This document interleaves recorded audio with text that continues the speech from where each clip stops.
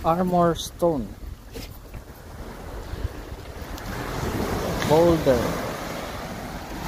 So ang difference daw is ang boulder kasing laki lang ng mga ulo.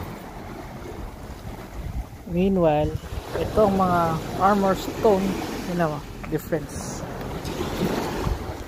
Mas malaki pa sa aso yung iba. And kahit malakas ang alon, hindi gagalaw itong mga to. Kailangan lang ayusin ng maigi. For example, kung papakita namin sa kabila, sa kanila is naka-fix ng maayos.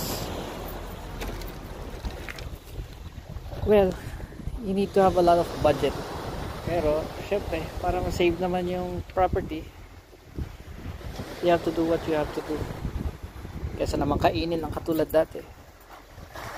Kasi ang beach dati, dito sa Aringay, malayo pa. Doon pa sa malayo. So right now, at least na-save tong area na to.